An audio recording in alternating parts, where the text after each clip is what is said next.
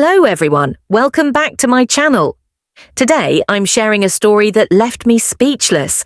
It's about a moment that seemed so ordinary at first, but turned into something I'll never forget. Have you ever had an unexpected visit that changed your perspective on life?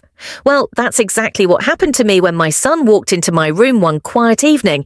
I promise you, this story will take you on an emotional roller coaster, so grab a cup of tea, get comfortable, and let's dive right in. It was a typical evening in our house. The sun had just set, casting a warm orange glow across the sky. I had finished my work for the day and was sitting in my room, enjoying a rare moment of peace. My room, my sanctuary, was a space where I could unwind, reflect, and recharge. I had my favourite book on the bedside table, a soft blanket wrapped around me, and the faint hum of distant traffic, creating a soothing background noise. My son, Alex, was downstairs, presumably engrossed in his world of video games or chatting with his friends online. At 15 years old, he was in that phase where his room was his kingdom, and family interactions were limited to quick hellos and the occasional request for dinner. As I sat there, completely immersed in my thoughts, I heard a knock on the door. It was soft, hesitant, almost as if the person on the other side wasn't sure they should interrupt me. "Come in," I called out, expecting my husband or maybe even our dog wanting attention. To my surprise, it was Alex. He stood at the doorway, looking a little unsure of himself. This wasn't the usual, confident, slightly rebellious teenager I was used to seeing. "Hey, Mom," he said softly, stepping into the room. "Hey, buddy," I replied, setting my book aside. "What's up?" He didn't answer right away. Instead, he walked over to the edge of the bed and sat down. For a moment, he just looked at his hands, fidgeting with a loose thread on his sleeve. My heart skipped a beat. Was something wrong? Had something happened at school or with his friends? "Is everything okay?" I asked, my voice tinged with concern. What followed was something I never expected. Alex looked up at me with those big, honest eyes of his and said, "Mum, can I talk to you about something?" "Of course," I said, my full attention now on him. "I've been feeling, I don't know, kind of weird lately," he began, struggling to find the right words. "Like, I'm not sure who I am or what I'm supposed to do, and sometimes I feel like I can't talk to anyone about it." Hearing those words broke my heart and warmed it at the same time. It's not every day that a teenager opens up about their inner struggles, especially to their parents. I reached out and placed a hand on his shoulder. "Alex, you can always talk to me," I said. "Whatever it is, I'm here for you." As the conversation unfolded, Alex began sharing more about what he was going through.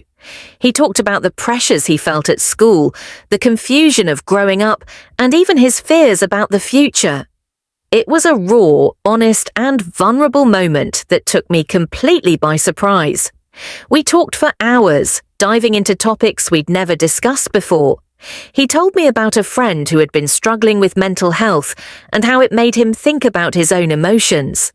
He admitted that he sometimes felt overwhelmed by expectations, both his own and those of others. "Sometimes I just don't feel good enough," he confessed, his voice barely above a whisper.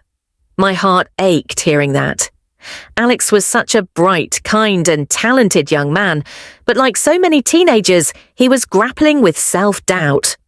I took a deep breath, trying to hold back tears. "Alex, you are more than enough," I said, my voice steady but filled with emotion. "Growing up is hard, and it's okay to feel lost sometimes. What's important is that you know you're not alone. You have me, Dad, and so many people who love you and believe in you." We talked about ways he could manage his feelings, like journaling, talking to friends, or even seeing a counselor if he wanted to. I made it clear that there was no shame in asking for help, and that his mental health was just as important as his physical health. That night, something shifted in our relationship.